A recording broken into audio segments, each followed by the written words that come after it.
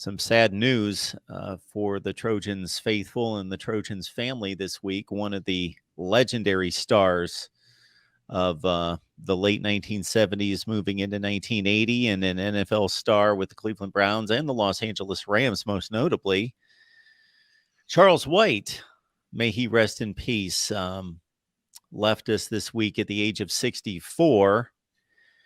Now, Charles White, of course, was, if there was a back who signified student body right any more than Charles White, I don't know who that would be. There are a few that rank right near him.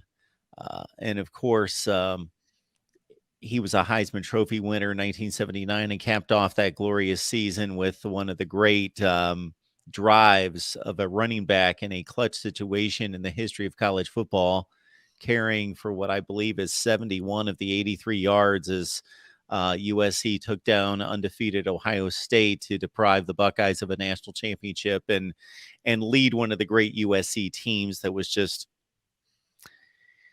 a laden NFL roster to another glorious Rose Bowl win in just a mammoth game between those two.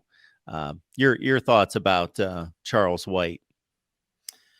So my bosses at the Gannett Corporation, which is connected to USA Today, which runs Trojans Wire and the other College Wire sites, they'll have us do special projects, each of the College Wire site editors.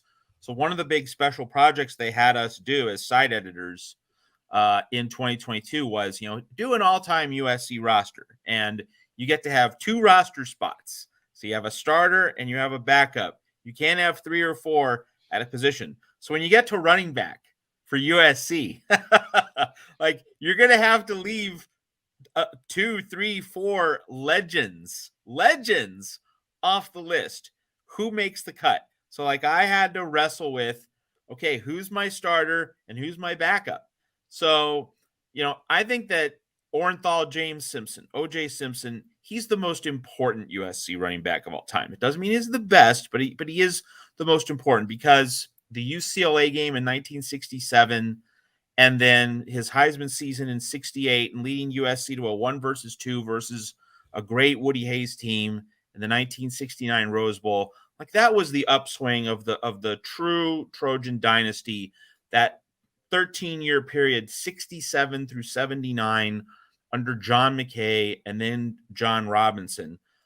You could say that Mike Garrett was the first Heisman winner in 65, and then he kind of set the tone, and that's a fair point. But like OJ really, took USC to another level, and he got the program to the place where, that's when John McKay could recruit so that he created the 1972 team, which I think most people would agree is the greatest USC football team ever assembled. Obviously, 2004 is very much in the conversation, but I would say 1972, that was just a total home wrecker of a team, right up there with 1995 Nebraska, 2001 Miami, the other great teams that we talk about. 72 USC's there, and OJ really helped create the foundation to get USC to that point. So I think OJ was the most important. So I had OJ as the backup on my all-time USC roster. Number 1, though, I went with Charles White. And I went with Charles White for several reasons. One is just the stats. That he's the only USC running back to rush for over 6,000 yards. He had almost 6,800 yards from scrimmage. Marcus Allen's the only other Trojan in the same zip code. Allen rushed for roughly 4,800 yards in his USC career. He's the only other Trojan in the post-World War II era, other than Charles White, to have over 5,000 yards from scrimmage. It's really Charles White 1, Marcus Allen 2 in a lot of the historical measurements. And so there you have Charles White's numbers, from Sports Reference. That's exactly what I, looked up when I did the research for the all-time USC roster. And so, that's just insane. Look at the touches. Look at the touches. 1,206 plays from scrimmage, like that over 4 years. So he's averaging over 300 touches per season. Like his lowest volume season as a freshman, he still had 162 plays. And as I've written at Trojans Wire, we're sharing video archives as well as talking about stats and sharing reflections from fans, from analysts, people around the country. So we shared the video over the weekend of the 1977 Rose Bowl against Michigan. And what happened in that game? Ricky Bell was the star tailback of that team, and he eventually was picked by John McKay with the Tampa Bay Buccaneers. McKay went to the Bucs, so McKay certainly, McKay was recruited Bell before John Robinson took over at USC. So Ricky Bell led the Bucs to the 1979 NFC Championship game under John McKay. But anyway, he got hurt in his USC finale, the 1977 Rose Bowl game against Michigan. So who comes in to carry the load, score a big touchdown in the fourth quarter, seal that win, give John Robinson his first Rose Bowl win as USC head coach, and carry the torch, in that McKay to Robinson transition?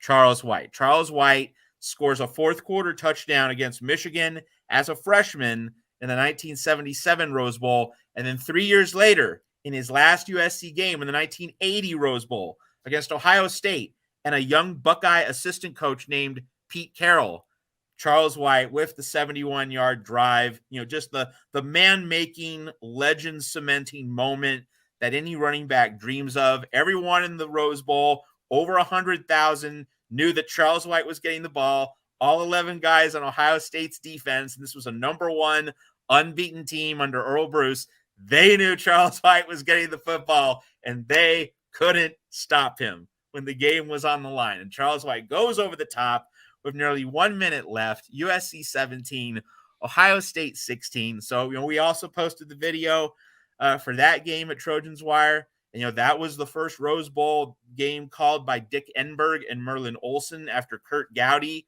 had the long run, which culminated in 1979, which was a Charles White victory over Michigan. And he fumbled before he reached the goal line in that 79 game. But, nevertheless, Charles White, 3 Rose Bowl wins at USC. And of course, that's in an era when the Rose Bowl meant everything. And you didn't have the BCS and you didn't have the playoff. The Rose Bowl was the holy grail.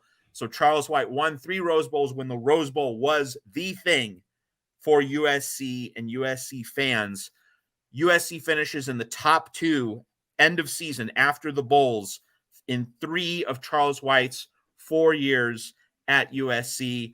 It's the most outstanding player of the Rose Bowl twice. Just the accolades and the statistics and the historical achievements. 7-1 against Notre Dame and UCLA in his 4 years. I mean, just there are so many particular superlatives that Charles White has that, in my mind, lift him above the other truly great running backs in USC history. A lot of USC fans, when I discuss this, and I discuss this occasionally, when I mention Charles White, and I do bring up the point that I think he's the best USC running back of all time, strictly for what he did as a Trojan. We're not talking about NFL. We're not talking about any other contexts. When I bring this up, a lot of USC fans do say, you know what, Marcus Allen was actually better. And there's an argument to be made in terms of, Allen being, right there with White in terms of stats. Like if White's number 1, Allen is number 2 on a lot of those measurements. And USC fans will say, and it's a reasonable point, Charles White had Anthony Munoz blocking for him. Charles White had Brad Buddy blocking for him. And Marcus Allen didn't have the benefit of having some of those great USC offensive linemen blocking for him for all 4 years. Allen got into 1980 and 1981. The quality of the offensive line wasn't as great as it was for Charles White. And you could say that Marcus Allen's Heisman season, might have been better than Charles White's 1979 Heisman season. So that is the argument to make for Marcus Allen, and it's a fair one. And so I'm not gonna say, oh, you're full of it. If you think Marcus Allen's the greatest USC running back ever, he has a strong case. There are many things that Marcus Allen has that Charles White doesn't, but I'm looking at what Charles White did in that 4-year period. It was such a rich period of achievement for USC. And I think another thing is, those were the first 4 years of John Robinson's tenure.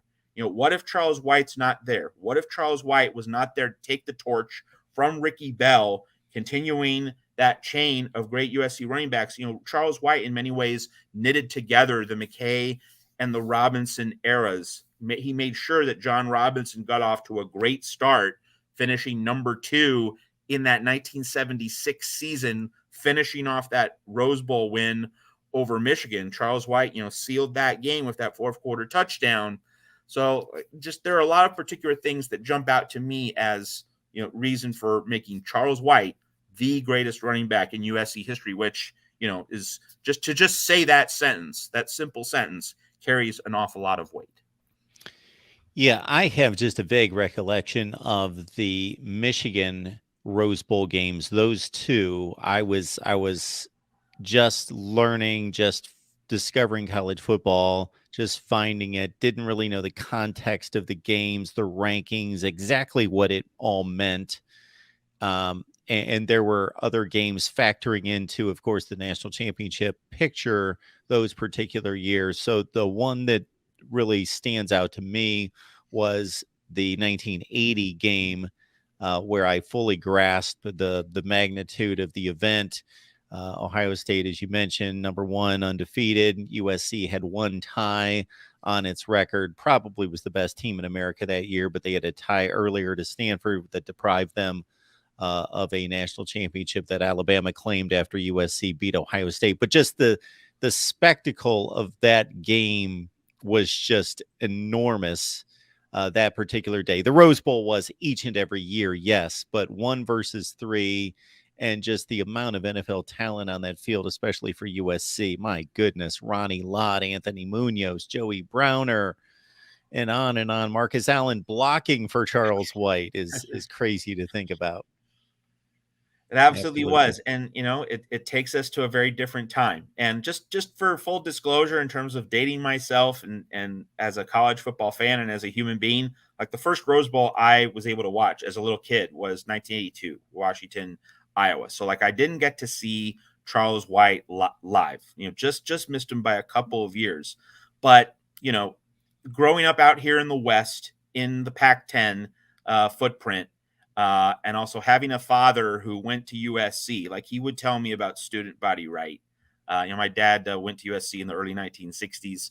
So like, I heard the stories and, fell in love with sports at a very early age and quickly developed an appreciation for the Rose Bowl and tradition, which continues to this day. And so, Charles White against Michigan and Ohio State in the late 1970s and on into the 1980 Rose Bowl, like that is still a high holy feast. It's a sacred remembrance, not just for USC fans, but for Pac-10 and Big Ten fans of a certain age. And it's like, and you could say that maybe the mythology is overdone, but one thing I haven't mentioned in terms of why Charles White really is the greatest and why, looking at that era in a particular way reinforces my appreciation of Charles White and everything he did. Let's remember that in the late 1970s, and this is not romanticism, this is just sober football analysis, it was a running back sport in the late 1970s. That was the channel through which teams ran their offenses, whether it was, Texas under Fred Akers, Vince Dooley at Georgia, Herschel was just around the corner. He basically took the baton from Charles White as college football's great running back. Marcus Allen as well, George Rogers of South Carolina as well. Like those were the guys who were winning Heisman's. Billy Sims over at Oklahoma, Earl Campbell. Like you look at the Heisman winners in the 70s through the early 1980s. Like we talked about this when we reflected on Caleb Williams' Heisman, that it's now a quarterback's award. It used to be a running back's award, and it was right in that sweet spot in the late 1970s when the running backs were at their zenith. So that was where the sport was played. Offenses were routed through the running back. And so for Charles White to not only, win as much as he did, but also like he was the Iron Man. And John Robinson himself said, toughest player I ever coached. And Paul McDonald, the quarterback of the 1978 USC national championship team, he said, pound for pound, toughest player I ever saw at USC. So, like, it's not just me, all right? It's his quarterback, it's his head coach, the people who were closest there, who had the firsthand observed experience and knew a lot more about football than I do. Like, they would tell you he was the toughest. He took on the greatest workload, endured the most punishment, and of course, like, that is the sad side of Charles White, and we can't ignore that or sweep it under the rug. That the brain trauma that he underwent, like, the behavioral problems and the way his life went adrift after his playing days, like, that was the product of the pounding that he took. Like, it's like he was in many ways the Muhammad Ali of football in terms of this remarkable figure, this remarkable athlete, so beloved, so cherished, created so many amazing memories, and then the physical after effects because of the pounding that he took, just like Muhammad Ali in a boxing ring. So there is a certain definite sadness to this story, but I think it still magnifies what he actually achieved on the field. So when we consider just how central running backs were to college football and college football offense in Charles White's time, he was so much the epicenter of everything USC did and tried to do, and he was so good at it. And not that Marcus Allen, it's not that Marcus Allen wasn't as good. It's really the emphasis is just Charles White took on more of a workload. And Marcus Allen had an insane workload. Like, in terms of all-time touches among USC Trojans in the ball kit running backs in the post-World War II era, Marcus Allen is over 1,000 career touches, but Charles White is the one guy who beats him with those 1,206 touches that you showed in your sports reference screen grab right there. So, like, when you do consider that Charles White took on the most severe workload in the era of the college football running back, when everyone wanted to be Earl Campbell or Philly Simms or George Rogers or Herschel, Charles White is right there on the mountaintop in terms of having been asked to do as much as humanly possible, and he certainly thrived at it. So it really reinforces for me why Charles White is number one. One of the first Sports Illustrateds that arrived in my household when I became a sports nut and instantly went from 0 to 100 when it came to just sports intake and needing to know and understand everything in Sports Illustrated was the Standard. Was a front cover that depicted Billy Simms and Charles White fighting over the Heisman, and it said, "Hey, that's my Heisman," was the front cover title of that particular Sports Illustrated. Absolutely, because Simms had won it in '78, and Charles White was in the midst of claiming it in 1979. Absolutely. One, I did mention very briefly earlier here on the Voice of College Football that Charles White was 7-1 in his USC career against Notre Dame and UCLA. Let's unpack that a little bit, because like this season, in an even numbered year, USC plays UCLA and Notre Dame in back-to-back weeks late in the season. And, we talked about this a little bit at the Voice of College Football right after the Pac-12 championship game, the loss to Utah. And we noted that, Utah played Colorado the week before the Pac-12 championship game. And USC was coming off those emotionally and physically draining games against UCLA and Notre Dame. And like, that didn't decide the game. Like, Utah was better, period. All right. Not trying to weasel out of anything, Utes fans, if there are any Utah fans here watching at the Voice of CFB. But the point is that, Utah had like 2 weeks to more holistically, fully prepare because Colorado did not demand a whole lot from the Utes. They could really ramp up leading into the Pac-12 championship game, whereas USC had to be right on top of its game 3 straight weeks, and not easy to be at the very top of your game for 3 straight weeks. So when we turn this back to Charles White, in 2 of his 4 years, he had that even numbered year double stack late in the season, UCLA, and then playing Notre Dame at the Coliseum. And of course, in '76, Ricky Bell was taking on a lot of the workload, but like in '78, And remember, 1978 was a year when Charles White ran for 199 yards in the win over Bear Bryant and Alabama down in Birmingham on a very hot September Saturday. And Charles White, continued to carry the bulk of the workload for that USC offense as 1978 continued. And so then he gets to the UCLA Notre Dame double stack at the end of the 1978 season, still had his fastball, still able to produce at an elite level to lead USC to victories over good teams. Like Terry Donahue had UCLA as a good program in the late 1970s, and USC and John Robinson were able to keep them at bay until the early 1980s.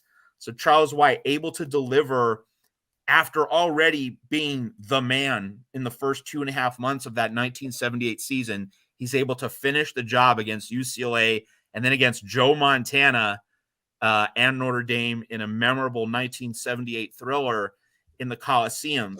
So, getting, almost like 300, in the neighborhood of 300 touches for a season, and yet still being not necessarily fresh, but still being, robust, still being extremely effective and imposing on the field as a running back.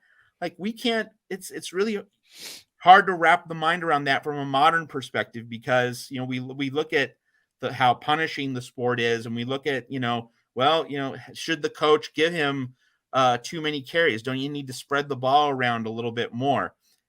In Charles White, in his day, it was just feed the beast, feed the beast, feed the beast.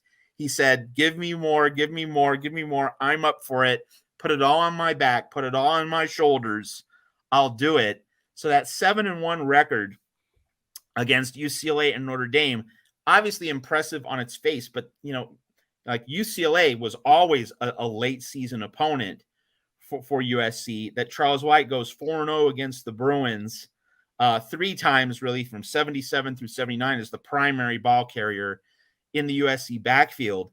Like, the fact that he was so good in November after getting punished for 2.5 months, like, I just can't fully, conceive of that. It's just a mind-blowing thing in terms of how amazingly tough, rugged, resilient, and just persistent Charles White is. He really, the more I study him, again, wasn't able to see him live.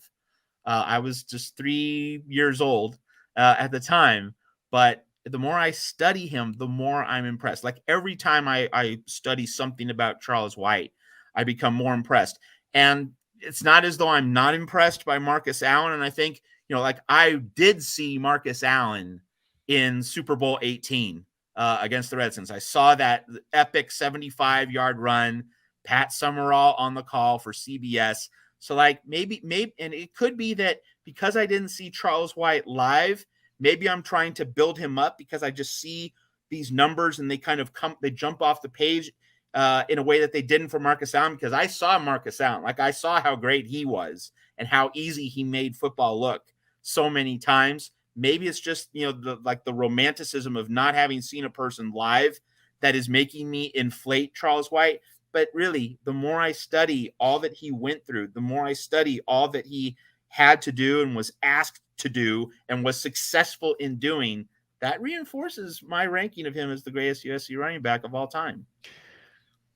And I think another aspect to that, and this is not a knock on Marcus Allen by any stretch, but when Charles White was on his game and his entire USC career was played in the spotlight of the biggest games and USC being at the very top of the sport, they tumbled a little bit, a few notches during Marcus Allen's most important seasons. And certainly in 1980, they didn't go to a bowl game. They were on probation that particular season in 1980. Then in 81, Marcus Allen's Heisman Trophy year, they lost 3 games, so they weren't at the pinnacle of the sport. They played a Fiesta Bowl against Penn State. What's remarkable looking at Marcus Allen's numbers, and I had recalled this, I had locked in my head his rushing total of 24-27 that year, but that he had 467 touches in 12 games. So could you imagine? So he was just a shade under 40 touches per game average. That if they, if this was in the modern era with a conference championship game, with a bowl game or two playoff games or anything like that, where he had played another just 2 games, let's say, he would have been in the 550 touch range. It's absolutely insane. It's just crazy. Like, Yeah. there's just no, does not compute. Like that's just Yeah. the instant reaction to all of that. Great stuff.